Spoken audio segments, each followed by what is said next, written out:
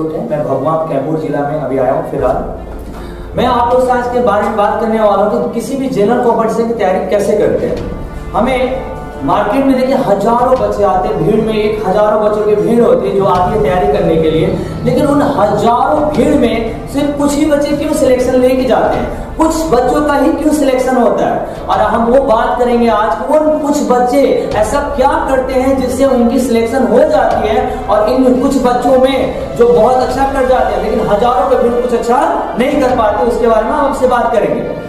देखिए, जो बच्चा सच में सिलेक्शन लेने वाला होता है, जो बच्चा सच में तैयारी करता है, ईमानदारी से काम करता है, वो बच्चा पहले किसी भी इंस्टीट्यूट में जाने से पहले खुद से पहला क्वेश्चन करता है, क्या मैं सच में जनरल कॉम्पिटिशन तैयारी करना चाहता हूँ या नहीं।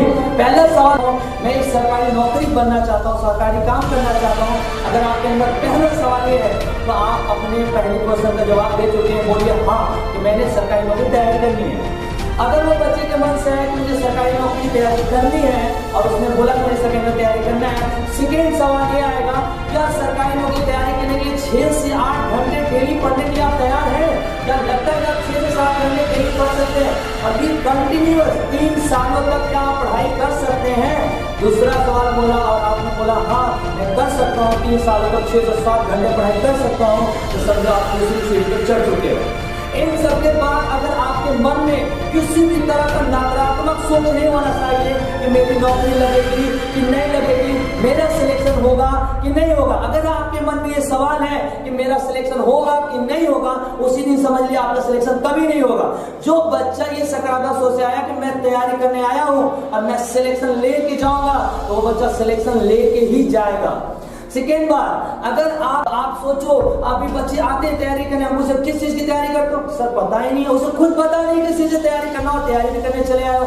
आपको पता होना चाहिए कि किस चीज की आप तैयारी करने आए इस इंस्टीट्यूट में, किस चीज की तैयारी करेंगे, किस गवर्नमेंट जॉब में जाना चाहते हैं, आप दरोगा बनना चाहते हैं, बिहार पुलिस में जाना चाहते हैं, सीजीएल में जाना चाहते हैं, यूपीएससी करना चाहते हैं। पहला क्वेश्चन आपको ये करना है अपने आप से। सेकेंड क्वेश्चन ये करिए कि यार हमारा क्या स्ट्रेंथ है, क्या ऐसा स्ट्रेंथ पॉइंट है जिसकी वजह से मेरी सिलेक्शन होगी, मैं किस एग्जाम के काबिल हूँ, मैथ कितना अच्छा है, रीजनिंग अच्छा और जीएस, ये 4 ऐसे सब्जेक्ट हैं, इन 4 सब्जेक्ट से दुनिया में जितने भी इंडिया में, पूरे इंडिया में जितने भी वनडे एग्जाम होते हैं, सिर्फ ये 4 सब्जेक्ट आते हैं, मैथ, रीजनिंग, इंग्लिश और जीके जीएस।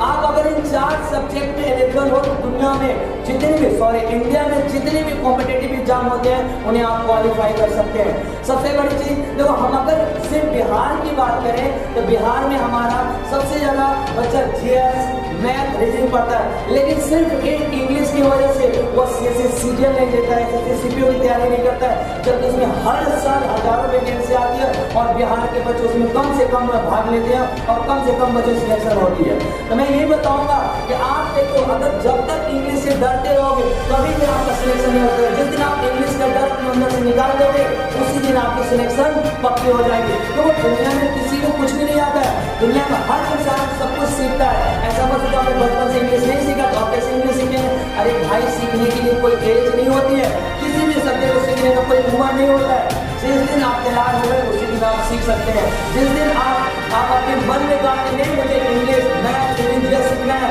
मुझे जीरो से सीखना है, जीरो से तैयार होना है, थोड़ा एक टाइम लग सकता है, एक लंबा टाइम लग सकता है। किसी बच्चों में 1 साल में, आपको 2 साल लगे, 3 साल हो गए, लेकिन आपकी सिलेक्शन पक्की हो गई क्योंकि आपने गांठ मारी नहीं मुझे तैयारी करनी है और कितना वक्त लगाना पड़ जाएगा इसके लिए मैं लगाने के लिए तैयार हूँ। इनके बीच में आपसे बात करूंगा कि हम तैयारी करें कैसे। बच्चे करते हैं सर हमें पता ही नहीं चलता कितने घंटे पढ़ना है, कितने महीने, कितने साल। लोगों इस दुनिया में कोई ऐसा जवाब नहीं है कि कितने घंटे पढ़ने, कितने मिनट, कितने साल में नौकरी लगेगी। ये आपकी एबिलिटी है, पता चलेगी आप कितने काबिल हो, आपका बेसिक कितना अच्छा है, आपकी बेसिक कितनी मजबूत है। कोई बच्चा 1 साल में करता है, कोई बच्चा 2 साल में करता है, कोई बच्चा 3 साल में करता है। आपको 18 घंटे पढ़ने की कोई जरूरत नहीं है। कितने भी बड़े IAS, PCS चाहे कितने भी जो सिलेक्टेड 1 रैंक जो ले आए हैं उनका इंटरव्यू देखिए, उनके बारे में सुनिए, उनके बारे में पढ़िए, तो आप कोई ऐसा आपको इंटरव्यूअर चाहे कोई यूपीएससी टॉपर तक भी नहीं बोलते मैं 18 घंटा, सब बोलते हैं कि 7 से 8 घंटे पढ़ाई करते थे। लेकिन उन्होंने एक खूबी होती थी कि हर दिन कंटिन्यूअस वो 7 से 8 घंटा पढ़ाई करते ही करते थे। वो अपना कोई भी दिन ऐसा नहीं होता था जिस दिन वो अपने लाइफ को 7 से 8 घंटा अपने कैरियर बनाने के लिए, अपने सिलेबस को पूरा करने के लिए नहीं देते हो। सबसे बड़ी चीज बात अब आई सिलेबस वाले, तो आप किसी चीज की तैयारी करने तो आ गए, तैयारी भी करने लगे, आए इंस्टीट्यूट में बैठे तैयारी करें, लेकिन आप जिस चीज की तैयारी करें उसके सिलेबस नहीं बताया यार, उसमें मैथ का वेटेज कितना है, रीजनिंग का वेटेज कितना है, जीएस का वेटेज कितना है। जब तक आप उस चीज का एनालिसिस नहीं करते हैं तब तक आपकी सिलेक्शन नहीं हो सकती है। सबसे पहला काम आपको एनालिसिस करना है, यार किसका वेटेज कितना है, कौन मैथ कितने सवाल आते हैं, जीएस के कितने सवाल आते हैं, इंग्लिश के कितने सवाल आते हैं, रीजनिंग के कितने सवाल आते हैं। और आप इसे पता करना है कि हम कैसे पता कर ले सर कि हमारे एग्जाम में इतने क्वेश्चन आते हैं। भाई आप किसी भी एग्जाम का लास्ट 10 साल का क्वेश्चन पेपर उठा लीजिए और लास्ट 10 साल के क्वेश्चन पेपर को आप देखिए, उसे एनालिसिस कीजिए, यार मैथ से कितने क्वेश्चन आए, इंग्लिश से कितने आए, रीजनिंग से किससे आए, जीएस से किस किस टॉपिक से आए हैं, उनको अपने कॉपी में बनाइए, नोट डाउन करिए, छोटे छोटे नोट डाउन करके उसको बनाइए, जिसकी वजह से आपको ये होगा कि आपको पूरा अंदाजा लग जाएगा हमारे एग्जाम में क्या क्या आना है। और आप सबसे पहले तैयारी करने से पहले मैं हर बार बोल रहा हूँ, आपको ये नहीं कि हमें कितना पढ़ना है, आपको ये पता होना चाहिए क्या क्या पढ़ना है। जिस बच्चे को ये पता चल जाए क्या पढ़ना है क्या नहीं पढ़ना, उसकी सिलेक्शन उसी दिन हो जाती है। ये पता कैसे चलेगा क्या पढ़ना नहीं पढ़ना, मैंने बताया मैंने अभी कि आप जिस चीज की तैयारी करने जा रहे हैं उसका सिलेबस देखिए, उसके नोट्स निकाल के देखिए, उसके लास्ट 10 साल के क्वेश्चन निकाल के देखिए, उससे आपको अंदाजा लगेगा उस सवाल में क्या क्या आते हैं क्या क्या नहीं आते हैं। सेकेंड में बात मैं आपसे करूंगा कि देखो आप तैयारी करते हो, अगर मान लो आप इंस्टीट्यूट में भी आ गए, तैयारी भी कर रहे हैं, पढ़ भी रहे हैं, टीचर से पढ़ रहे हैं, बढ़िया पढ़ा रहे हैं, आप क्या करिए अपना खुद के हाथ से बनाया हुआ नोट्स तैयार करिए। क्यों? क्योंकि वो नोट्स ही जो होता है ना आपके हाथ से बनाया, जब एग्जाम होता है उससे 2-4 दिन पहले वो नोट्स ही पढ़ते हैं, ना कि पूरा 5000 का किताब, 5000 क्वेश्चन, 10,000 क्वेश्चन, 20,000 वो सब नहीं पढ़ते। उस दिन आपका नोट्स ही काम आता है जिसको आप रिवाइज करके अपना पेपर देने जाते हैं। तो पहला काम आप क्या करेंगे? नोट्स बनाएंगे। दूसरा देखो आप अपनी जिंदगी में कभी ऐसा शेड्यूल ना बनाओ 8 से 9 ही पढ़ेंगे, 9 से 10 ही पढ़ेंगे, 10 ही का नहीं, ऐसा कोई टाइम नहीं बनाइए। आप ऐसा टाइम बनाइए कि आज दिन में हम 6 घंटे पढ़ेंगे, 7 घंटे पढ़ेंगे। अब वो 6 घंटे 7 घंटे कभी भी पढ़े, आप 24 घंटा है, जब आपको टाइम मिल जाए, जब जैसे कोशिश करो टाइम निकाल के पढ़ लो। और उसमें आप ऐसा बांध लीजिए पार्ट बाई पार्ट, ये मैथ इतने घंटे, इंग्लिश इतने घंटे, रीजनिंग इतने घंटे, जिससे आपको बोरिंग नहीं लगेगी, आपकी पढ़ाई आपको पढ़ाई और इंटरेस्टेड हो जाएगी और आप बढ़िया से बढ़िया ज्यादा से ज्यादा चीजों को सीख पाएंगे कम से कम समय में। इनके बीच बच्चे देखो आप अपनी जिंदगी में काबिल बन सकते हो, इस दुनिया में हर बच्चा सिलेक्शन ले सकता है, लेकिन एक ही कारण होती है वो नहीं ले पाता है। उसके आगे बागे अगल पीछे जितने भी पड़ोसी, जितने दोस्त यार होते हैं, सारे इतने उस बच्चे के अंदर नेगेटिविटी भर देते हैं, वो बच्चा डिमोटिवेट हो जाता है। उसे लगता है यार हम सरकारी नौकरी की तैयारी नहीं कर सकते, हमसे थोड़ी सरकारी नौकरी नहीं निकलेगा। भाई सरकारी नौकरी जो कर रहे हो भगवान नहीं होते हैं, वो दूसरे तरह से नहीं है। आप ही के बीच के एक बच्चा है जो सरकारी नौकरी की तैयारी करता हो, सरकारी नौकरी कर जाता है, सरकारी नौकरी निकाल के लिए चला जाता है। क्यों? क्योंकि वो बच्चा कंटिन्यूअस मेहनत करता है, 2 साल 3 साल अपना टाइम देता है, दिन रात उसके साथ काम करता है। आपने सुपर 30 के बारे में सुना होगा, सुपर 30 के 300 बच्चे सिलेक्शन क्यों लेते हैं? क्या ऐसा बोलिए वहाँ के जो सर थे वो घोल के पिला देते थे? ऐसा कुछ नहीं था, वहाँ के बच्चे इतने अच्छे थे कि टीचर को मना करना पड़ता था, बेटा तू मत पढ़, बहुत थक जाओगा, नहीं घूमने जा, चाय पीने जा। उनकी इंटरव्यू आप सुनिए, उसमें अपने बच्चे के बारे में बता रहे हैं कि वो बच्चों को मना करते थे पढ़ने के लिए। यहाँ तो हम आपको दिन भर कहते हैं पढ़ो पढ़ो पढ़ो, हमेशा हर दिन, लेकिन कोई बच्चा पढ़ाई नहीं करता है। अब फिर बोलता है हमारी नौकरी नहीं लग रही, हमारी सिलेक्शन नहीं हो। यार आप अपनी ईमानदारी से पूछो कि आप अपने लाइफ को कितने घंटे देते हो? चाहते हो कुछ बड़ा बनना, चाहते हो कुछ बड़ा करना, लेकिन आप अपनी लाइफ को बनाने के लिए कितना टाइम दे रहे हो? आपको लगता है कि हम मजे भी मार ले और नौकरी भी ले ले, ऐसा नहीं हो सकता। जो बच्चा सोचो सुबह 6 बजे जब के रात को 10-10 बजे तक आंख गड़ा के पढ़ रहा है, उस बच्चे की नौकरी ना लगे और तुम जाके नुक्कड़ पे बैठ के चाय पी रहे हो, दोस्तों के साथ घूम रहे हो, कहाँ जा रहे हो, अलग अलग जगह पे जाके घूम रहे हो, क्या लग रहा है तुम्हारी नौकरी हो जाएगी? नहीं, आपकी नौकरी तब होगी जब उस बच्चे की तरह आप भी 8 से 10 घंटे कंटिन्यूअस पढ़ाई करेंगे और आप भी कंटिन्यूअस मेहनत करेंगे। आपको अपनी लाइफ में आगे बढ़ने का कुछ मूल मंत्र बता रहा हूँ, वो गांठ बांध के ले लो। दुनिया में कोई भी कंपटीशन की आप तैयारी कर रहे हो उसको निकालने का कुछ मूल मंत्र है। पहला, आप जिस एग्जाम की तैयारी कर रहे हैं उसके लास्ट 10 साल का सवाल लगा लो, उसके अकॉर्डिंग ये देखो लास्ट ईयर में उसका कितना मेरिट लिस्ट 92 में बना था, तो आप 100 बनाने की कोशिश करो। 100 बना है तो 110, यानी हमेशा मेरे लिए से 10 से 20 नंबर आपके मॉक टेस्ट में ज्यादा आना चाहिए। लास्ट 10 साल के आपने क्वेश्चन लगा लिए, उस लास्ट 10 साल के बाद एनालिसिस करो किस सब्जेक्ट में, किस चैप्टर से कौन कौन सा क्वेश्चन सबसे ज्यादा बार आ रहा है, किस टाइप का क्वेश्चन एग्जाम हमेशा रिपीट कर रहा है। आप तो ऐसा कुछ करते नहीं है, आप घर से निकलते हैं, कोचिंग के लिए कॉपी उठा लेते हैं, कोचिंग पढ़ते चले जाते हैं, आपको लगता है मेरी सिलेक्शन नहीं हो रही है, टीचर से ही पढ़ानी है। ऐसा कुछ नहीं है मेरे प्यारे भाई, आप समझो इस बात को।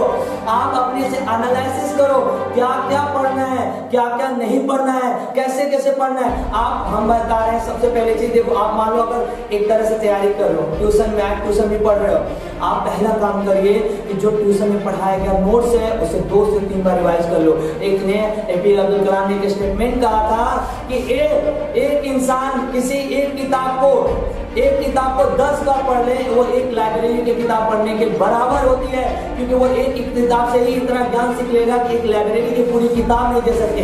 आप 10 किताब पढ़ने से अच्छा है एक किताब को 10 बार पढ़ लीजिए, वो आपकी लाइफ बना सकती है। आप क्या करते हैं, इसका भी नोट्स पढ़ ले, उसका भी नोट्स पढ़ ले, उसका पढ़ ले, ऐसा करने से कुछ नहीं होता भाई। ऐसा कोई किताब नहीं है जिसमें कुछ रामबाण लिखा हो, मूल मंत्र भगवान वाला पढ़ाओ, लो लिखो इसे नौकरी ले, ऐसा कुछ नहीं है। सब किताब में चीजें कॉमन होती है। वही होता है जो बच्चा एक किताब को 10 बार लगा लेता है वो पूरा 100% सिलेक्शन लेके जाता है। आप 10 किताब लगाते हैं इसलिए आपकी सिलेक्शन है। पहली चीज कि आप एक किताब पे फोकस करिए। इनके बीच आपको हम कुछ बताएं कि लास्ट जब भी आप एग्जाम देने जा रहे हैं, एग्जाम के 2 महीने तक आपको ना कोई ट्यूशन करनी चाहिए, ना कोई क्लास करना चाहिए, ना कहीं बातों में टाइम करवाते हैं। वो 2 महीने आपको सिर्फ मॉक टेस्ट, लास्ट 10-20 साल के सवाल लगाइए, मॉक टेस्ट लगाइए, उसका एनालिसिस करिए, अपना रैंक देखिए कहाँ हम आ रहे हैं। बच्चों के भी जनरल जो ऑनलाइन भी मॉक टेस्ट है वहाँ पे जाइए, मॉक टेस्ट दिया, देखिए हमारा रैंक क्या आ रहा है, 1000 के बीच हम कहाँ है, जिससे आपको ये पता लगेगा कि हमारी तैयारी कितनी अच्छी है, कितनी खराब है। बच्चे तो जिस दिन फार्म निकलता है उस दिन तैयार होकर थोड़ा आपको नौकरी की तैयारी करने जा रहे हैं, फार्म निकला 2 महीने बाद एग्जाम हो गया, वो तैयारी क्या करेंगे, 2 महीने में तो सिलेबस भी नहीं जान पाते। भाई आप घोड़ा मान लो एक घोड़ा रेस में जा रहा है, तो रेस में जाने से पहले घोड़ा को ट्रेनिंग दी जाती है, तब वो रेस में जाते हैं घोड़ा और रेस जीत के आता है। आप एग्जाम की तैयारी पहले नहीं करते हो, पहले एग्जाम के कारण सोचो फार्म नहीं कर रहा है, हम कैसे तैयारी करें। भाई फार्म हर दिन हर साल निकलता रहता है। ये नेगेटिव जो लोगों को नहीं कुछ करना है उनके लिए बहाना है कि फार्म नहीं निकल रहा है। फार्म भाई निकल रहा है, 1000 निकल रहा है, आपके सामने से जा रहे हैं, आपको पर सब पता है, लेकिन आप बताइए आपकी तैयारी कितनी है। यार आप तैयार ऐसे रहो, इतना तैयार अपने आप को करो कि जिस दिन कोई भी एक फार्म आए उस दिन छोड़ेंगे नहीं, उसको तोड़ जाएगा, उस एग्जाम को निकाल के ले जाएंगे। इस एटीट्यूड से आप एग्जाम में बैठिए, क्योंकि आप तैयारी तो करते हैं लेकिन आप कभी भी तैयारी मोनोटोनस वाला बोरिंग वाला तैयारी दुखी होकर तैयारी लोग करते हैं। अरे यार अगर आपने मुझसे वादा कर ही दिया है कि जब हमें सरकारी नौकरी की तैयारी करनी है तो यार आप दिन रात लगा दो, उसके लिए दिन रात मेहनत करो। अब दुनिया में देखो बहुत बड़ी बात, विद्वानों की अगर कहानी पूछोगे पढ़ोगे उनके बारे में, उसमें बायोग्राफी पढ़ेंगे तो उनका एक मूल मंत्र था कि आप जिंदगी में काबिल तब हो जाते हैं जब आपको अपने लक्ष्य से प्यार हो जाए। जिस दिन आपको अपने लक्ष्य से प्यार हो जाएगा उससे ज्यादा प्यारा दुनिया में कुछ नहीं लगेगा। कोई एक इंसान ऐसा होगा इस क्लास में, चाहे यहाँ पे सामने देखने वाले एक भी बच्चा कोई ऐसा बोल सकता है उसके दिन रात मन में खाली अपने मैथ के सवाल, रीजनिंग के सवाल चलते हो, कुछ नहीं चलता है यार। घर गए कॉपी रखे वहां गए यार, जो बच्चे के मन में दिन रात मैथ साइंस जीके जस्ट घूमते हो वही बच्चा काबिल बनता है। ऐसे नहीं कि खाली गए काफी उठा लिया उससे तैयारी हो गई। Thank you so much. फिर अगले वीडियो में आप लोग से मिलते हैं। आप और आपके शहर भगवा कैमूर में, मैं अली सर हूँ, अभी फिलहाल आपके शहर भगवा कैमूर में आया हूँ। जो भी बच्चे इंटरेस्टेड हो मैथ पढ़ने के लिए वो जरूर मेरे साथ जुड़े। आपके शहर भगवा में, भगवा पटेल चौक वार्ड नंबर 3 में आप हमारे बारे में पता कर सकते हैं, वहाँ पे मेरी इंस्टीट्यूट है, आप आके वहाँ पे पढ़ सकते हैं। Thank you so